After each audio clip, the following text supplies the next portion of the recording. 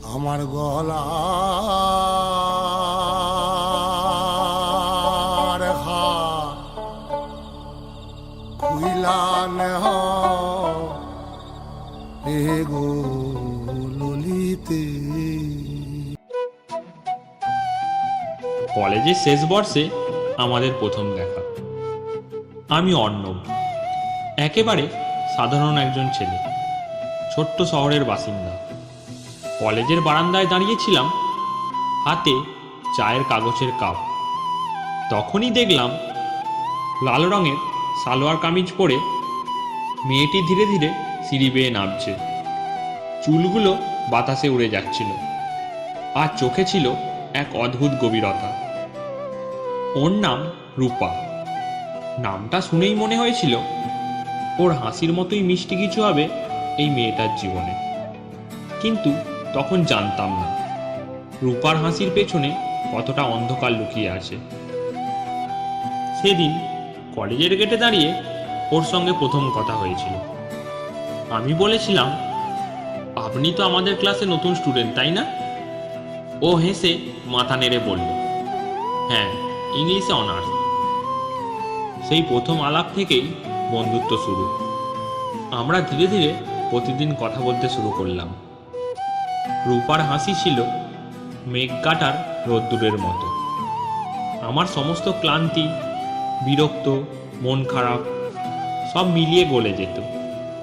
কিন্তু ওর হাসি যতই উজ্জ্বল লাগত, মাঝে মাঝে ওর চোখে এমন একটা শূন্যতা দেখতাম যা আমাকে অস্থির করে দিত। একদিন লাইব্রেরিতে বসে পড়ছিলাম।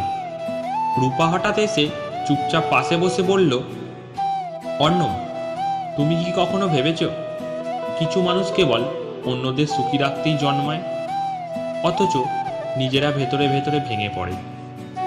আমি কিছুক্ষণ চুপ করে ওর দিকে তাকিয়ে থাকলাম। বললাম, তুমি কি সুখী নও? রূপা একটু হেসে বলল, সুখ সেটা কি জিনিস আমি ঠিক জানি না।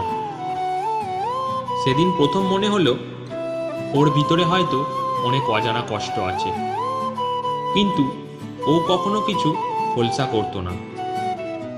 আমাদের বন্ধুত্ব প্রেমের রূপ নিতে সময় নিল না। পড়াশোনার ফাঁকে ফাঁকে আমরা শহরের অলিগলিতে হাঁটতাম, বইয়ের দোকানে ঘুরতাম, রেল লাইনের ধারে বসে সূর্যাস্ত দেখতাম। একদিন আমি সাহস করে বলেই ফেললাম, রূপা, আমি তোমায় ভালোবাসি। ও কিছুক্ষণ চুপ করে রইল, তারপর ফিসফিস করে বলল, অর্ণব, আমি ভয় পাচ্ছি। কিসের ভয়? আমি অবাক হয়ে জিজ্ঞাসা করলাম, তুমি যদি একদিন আমাকে হারিয়ে ফেলো? আমি হেসে ওর হাত ধরলাম, আমি কোনোদিনও তোমায় হারাবো না। ও সেদিন চোখ নামিয়েছিল। আমি জানতাম না এই কথারই একদিন নিষ্ঠুর পরীক্ষা দিতে হবে। কলেজ শেষ হয়ে গেলে আমি চাকরির জন্য কলকাতায় চলে এলাম। দূরত্ব বাড়লেও আমাদের কথা থামেনি, কিন্তু রূপা আর আগের মতো প্রাণবন্ত ছিল না। ফোনে কথা বললেও মাঝে মধ্যে অদ্ভুত চুপচাপ হয়ে যেত। একদিন রূপা ফোনে কাঁদছিল। জিজ্ঞাসা করতেই বলল, অর্ণব, যদি আমি একদিন খুব দূরে চলে যাই, তুমি কি আমাকে ভুলে যাবে? আমি রাগ করে বললাম, এই সব বাজে কথা বলো না। ও হেসে বলল, তুমি বুঝবে না। ডিসেম্বরের শীতের এক সকাল, আমি তখন অফিসে। হঠাৎ ফোন এলো রূপার এক বান্ধবীর কাছ থেকে। কাঁপা গলায় সে বলল, অর্ণব, রূপা রূপা আর নেই।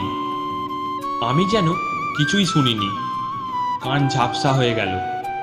চিৎকার করে জিজ্ঞাসা করলাম, মানে কি বলছো তুমি?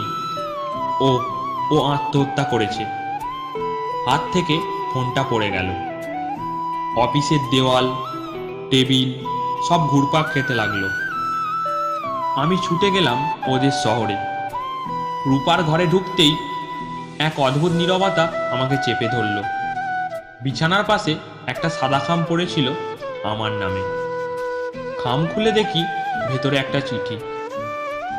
অর্ণব, আমি জানি তুমি আমাকে খুব ভালোবাসো, কিন্তু আমার ভেতরের অন্ধকার এত গভীর যে তুমি কখনো আলো পৌঁছে দিতে পারবে না। অনেক চেষ্টা করেছিলাম বাঁচার, হাসার, তোমাকে ধরে রাখার, কিন্তু প্রতিদিন আমি একটু একটু করে ডুবে যাচ্ছিলাম। আমার জীবনে কিছু পুরনো ক্ষত আছে যা আমি কাউকে বলতে পারিনি। ছোটবেলায় যা সহ্য করেছি সেই দুঃস্বপ্ন আমাকে আজও তাড়া করে বেড়ায়। আমি জানি এসব শুনলে তুমি আমাকে আরো জোরে আঁকড়ে ধরতে চাইতে, কিন্তু আমি আর পারছি না। তুমি রাগ করো না, এটা তোমার দোষ না। তুমি বেঁচে থাকো, আমার জন্য নয়, নিজের জন্য। ভালোবাসা রইল, রূপা। চিঠির শেষে কয়েক ফোঁটা শুকনো জলের দাগ ছিল। হয়তো শেষবার কাঁদতে কাঁদতেই লিখেছিল। ওর মুখটা শেষবারের মতো দেখেছিলাম, সাদা কাপড়ে ঢাকা, নিস্তব্ধ। মনে হচ্ছিল ঘুমিয়ে আছে। আমি ওর হাত ধরে বারবার বলছিলাম, তুমি তো বলেছিলে আমাকে ছেড়ে যাবে না। মানুষ ভাবে মৃত্যু মানেই শেষ, কিন্তু আমি জানি সেই সকাল থেকে আমার ভেতরে প্রতিদিন একটু একটু করে মৃত্যু বেঁচে আছে। আজ 4 বছর হয়ে গেছে। আমি এখনো ওর শেষ চিঠিটা পড়েই যাই রাতের নীরবতায়। রূপা চলে গেছে, কিন্তু ওর হাসি, ওর কণ্ঠস্বর, সেই শূন্য চোখ, সব আজও আমার ভেতরে বেঁচে আছে। আমি জানি যতদিন বাঁচব ও আমার সাথে থাকবে, ঠিক সেই অসমাপ্ত গল্পের মতো যা এক শেষ ভোরে থেমে গিয়েছিল। গল্পটা ইনজিস করলাম। গল্পটা ভালো লাগলে একটা লাইক করবেন, চ্যানেল নতুন লাগলে চ্যানেলটাকে সাবস্ক্রাইব করুন।